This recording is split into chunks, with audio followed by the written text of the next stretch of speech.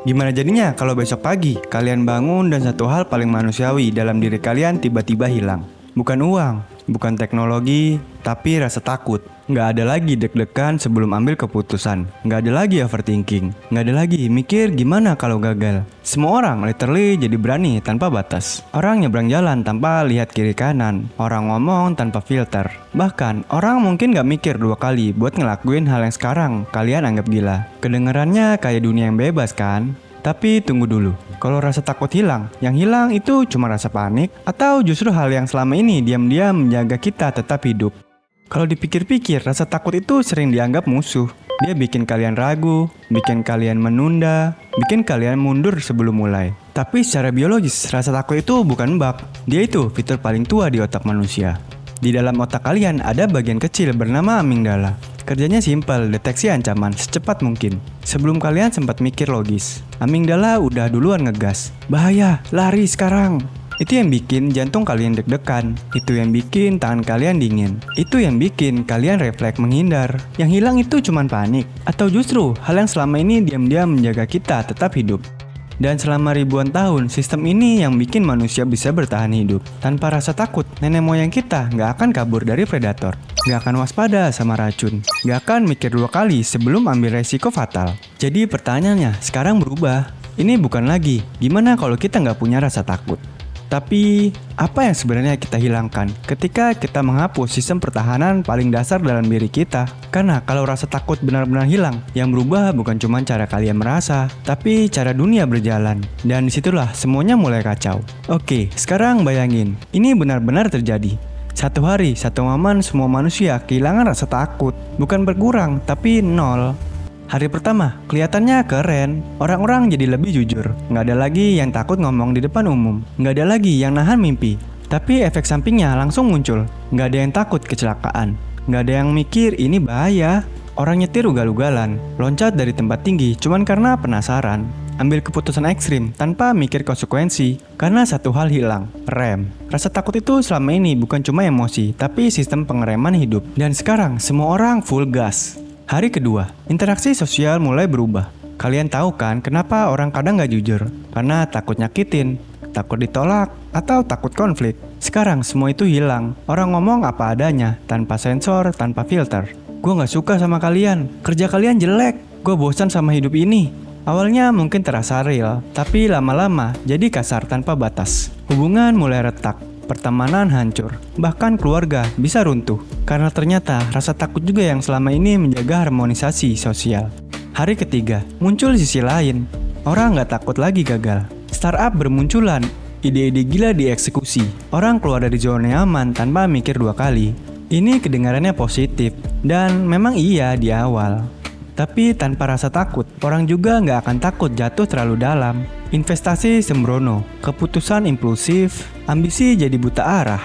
Karena biasanya yang bikin kalian berhenti sejenak dan mikir ulang itu rasa takut. Tanpa itu, kalian nggak punya checkpoint. Ini sisi yang paling gelap. Sebagian orang nggak melakukan hal buruk, bukan karena mereka baik, tapi karena mereka takut konsekuensinya. Takut hukum, takut penilaian sosial, dan takut kehilangan. Sekarang semua itu hilang. Gak ada lagi rasa ngeri sebelum melanggar batas. Gak ada lagi rasa, jangan deh. Dan ketika rasa takut hilang, yang tersisa cuma dua hal, nilai atau naluri. Masalahnya, nggak semua orang punya nilai yang kuat. Dan di titik ini, dunia mulai berubah jadi tempat yang nggak bisa diprediksi.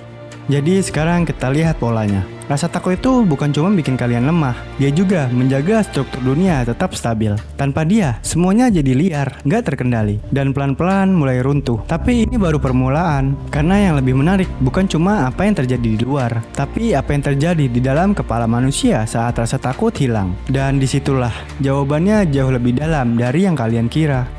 Sekarang kita masuk ke bagian yang jarang dibahas. Rasa takut itu bukan cuma emosi reaktif, dia adalah fondasi dari cara otak kita membuat keputusan. Di balik layar, otak kita selalu mainin satu game, prediksi resiko versus potensi hasil, yang dalam psikologi ini disebut mental rehearsal. Dan rasa takut, dia adalah alarm yang kasih bobot ke sisi resiko itu. Tanpa dia, sistem ini jadi timpang. Secara neurologis, Yang kita hilangkan bukan cuma sensasi takut, tapi juga koneksi penting antara amigdala dan prefrontal cortex. Prefrontal cortex itu bagian otak yang bikin kalian bisa mikir panjang, nimbang konsekuensi, nahan impuls, bikin strategi. Normalnya, dua bagian ini bekerja bareng. Amigdala bilang, ini berbahaya. Prefrontal cortex jawab, oke, kita atur langkahnya. Tapi kalau rasa takut hilang, amigdala jadi sunyi. Dan tanpa input itu, prefrontal cortex kehilangan satu data penting. Seberapa serius resiko yang dihadapi? Hasilnya, keputusan tetap dibuat, tapi tanpa sense of dangers. Ada kondisi nyata yang mirip kayak gini. Beberapa orang dengan kerusakan pada amigdala secara literal gak bisa merasa takut. Dan hasilnya bukan jadi berani luar biasa, tapi justru rentan banget. Mereka bisa jalan ke situasi berbahaya tanpa sadar. Gak bisa baca sinyal ancaman. Gak punya intuisi untuk mundur. Artinya, keberanian tanpa rasa takut itu bukan kekuatan, itu kehilangan kompas. Sekarang kita tarik lebih dalam lagi. Rasa takut juga punya peran besar dalam pembentukan identitas. Kenapa kalian pilih jalan hidup tertentu? Kenapa kalian menghindari hal-hal tertentu? Sebagian besar jawabannya karena pengalaman takut di masa lalu. Ditolak, kalian belajar hati-hati. Gagal, kalian belajar strategi baru. Disakiti, kalian belajar batasan. Tanpa rasa takut, semua pengalaman itu kehilangan bekasnya. Dan kalau pengalaman nggak meninggalkan bekas, kalian kehilangan satu hal penting, proses belajar emosional. Dalam psikologi, ini nyambung ke konsep risk perception. Manusia bukan cuma butuh logika buat bertahan hidup, kita butuh rasa terhadap resiko. Dan rasa takut itu yang bikin kalian mikir 2 kali sebelum ambil keputusan besar. Kalian berhenti sebelum terlalu jauh. Kalian sadar kapan harus mundur. Tanpa itu, kalian tetap bergerak, tapi tanpa arah yang aman. Jadi di titik ini, kita bisa lihat sesuatu yang ironis. Selama ini kita pikir, kalau gue gak takut, gue bakal lebih bebas. Padahal kenyataannya, rasa takut justru yang bikin kebebasan itu bisa bertahan lama. Tanpa dia, yang ada bukan kebebasan, tapi kehancuran yang terasa seperti kebebasan.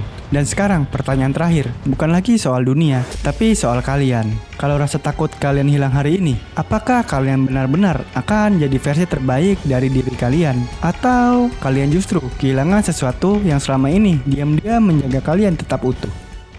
Jadi sekarang kita sampai di titik yang agak nyentil. Selama ini, kalian mungkin ngira tujuan hidup itu adalah menghilangkan rasa takut, biar lebih bebas, biar lebih berani, biar nggak overthinking. Tapi ternyata, itu target yang salah.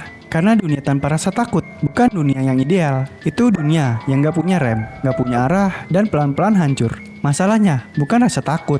Masalahnya, kalian ngerti nggak cara kerja rasa takut kalian sendiri? Rasa takut itu kayak alarm. Kalau kalian matiin, kalian jadi nggak sadar bahaya. Tapi kalau kalian panik setiap alarm bunyi, kalian juga nggak akan jalan kemana-mana. Jadi bukan dihapus, tapi dipahami. Versi terbaik dari diri kalian, bukan yang nggak punya rasa takut, tapi yang bisa bilang, gua takut, tapi gua ngerti kenapa. Dan dari situ, kalian tetap maju, bukan karena nekat, tapi karena sadar.